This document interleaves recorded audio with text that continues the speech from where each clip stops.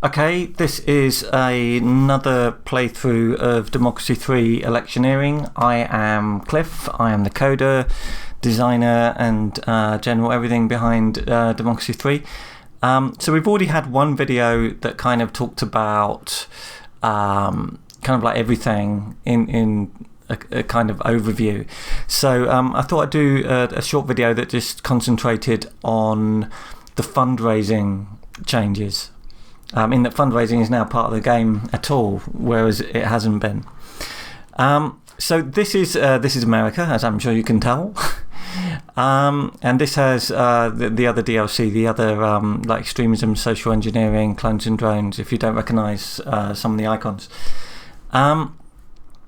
So I'm only a few turns into a game here as America. If I click up here, which is how you access all the new stuff, if you haven't seen the other video, we've got the party stuff as before, and I have the fundraising tab here. So I'm just going to kind of like go through how this works. Here we've got a graph over time, and obviously we've only just started the game, so we've only got like 2 or 3 turns here. Red is the opponent, green is you. So at the moment my fundraising is lagging behind the opposition. That's not such a big deal at the moment because it's early in our term, and as we get closer to the election that will become more of a big deal because people donate more closer to the election basically. But we are being outgunned here financially. If you look at these pie charts, and there was a lot of me sort of wondering whether or not I should put one above the other depending so that they line up with these, but it's I don't think it makes much difference. You know, green is you. So the pie charts show you where your money's coming from. And in our case, a little bit is coming from members and a lot of it is coming from the big party donors, these 4 basically. With the opposition, they're getting most of their cash from their members and a little bit from the donors. We're probably getting about the same amount from our donors, it's just they've got a lot more members. If I click on here, you can see they've got 131 million members of their party. We've got 3 million. So clearly we don't have enough people who really, really like our party. This is the thing. If I look here, there's a lot of yellow. And yellow is people who kind of sort of think, yeah. Whereas green, the patriots, state employees, retired, you know, they really like me. Liberals, trade unionists, parents hate me. But don't forget that in this game, and this is something that people have trouble understanding, every voter is in lots of different groups. So if I pick one of those retired people, if we go into a focus group, they're in all these groups. You know, they're not defined by that. In this case, they're overwhelmingly supportive. They're not actually a party member. There is actually a correlation with youth and activism and party membership. So the elderly are less likely to be activists. So what you really want is you want people who really like you. You need that kind of energized base who are going to join your party. And if you have a higher party membership, then you are going to raise more money. Now, why does it matter? It matters because on election day, part of the result comes from the difference between how much money you've raised and how much money your opponents have raised. It is implied that you spend all this money on you know, TV ads if it's America, or billboard ads if it was the UK, or whatever system you have for like energizing voters in the country that you're playing.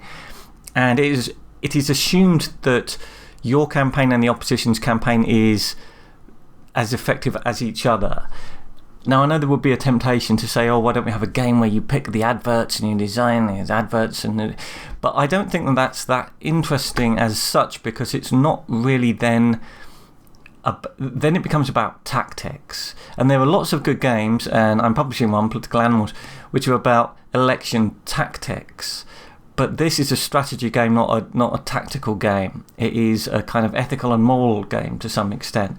So this is why I'm handling fundraising the way I am here. So, for example, we've got these 4 big party donors. They've got different levels of generosity. They're not based on any real people, any similarity to to people is entirely coincidental, I'm sure.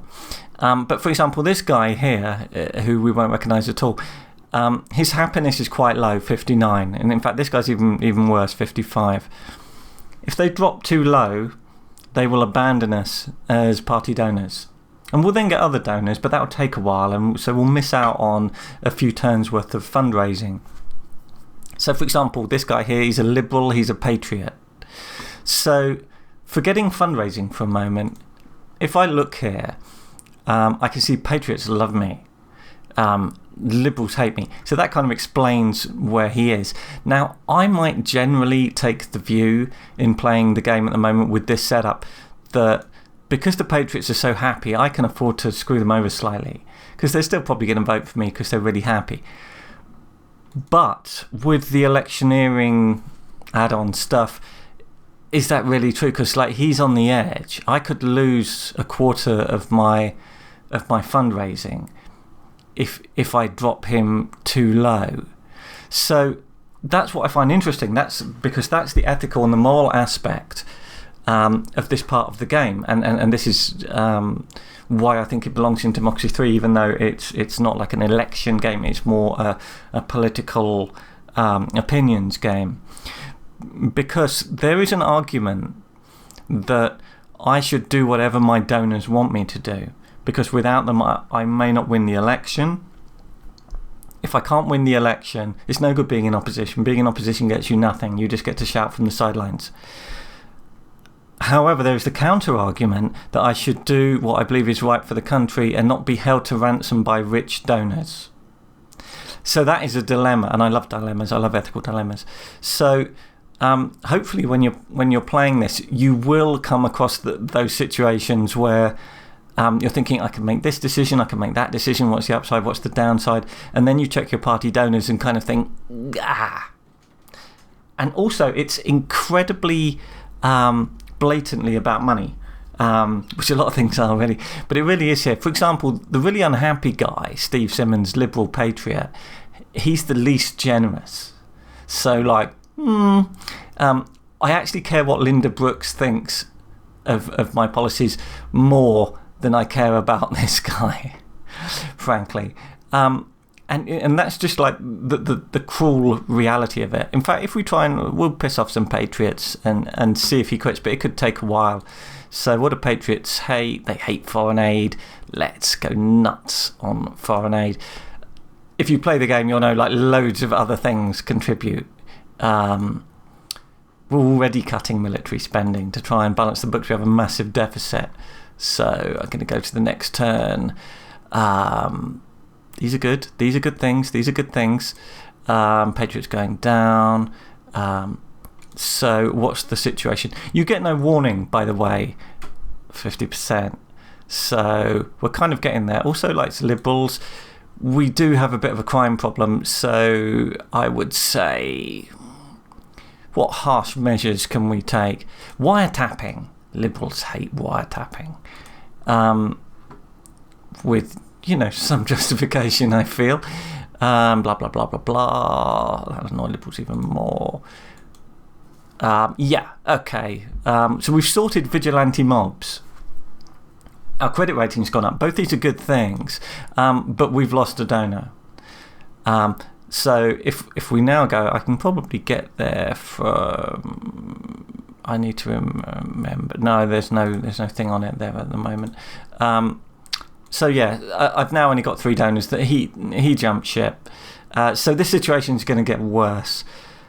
After a few turns, I will probably get another donor, and you get donors who are sympathetic to you. So if you change your party's stance on stuff, if I become like anti-patriot and anti-liberal, if I carve out a pure religious stance or whatever, I'll get religious donors. You get the donors you deserve, as it were. So when you get them, they're kind of happy. I've obviously picked up these donors in the past, and since then things have kind of gone south. But anyway, that's that's fundraising. These other things aren't kicking in at the moment because I'm not near the election. This thing we'll cover another time. It's just part of the new stuff that is coming with this new DLC for Democracy 3, which is called Electioneering.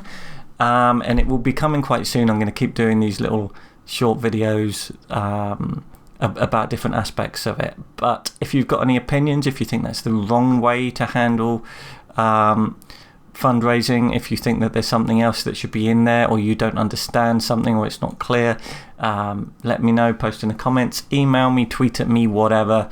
Write it down on a postcard. Subscribe to my YouTube channel. You have to say that, it's some legal requirement, I think. Anyway, thank you for watching.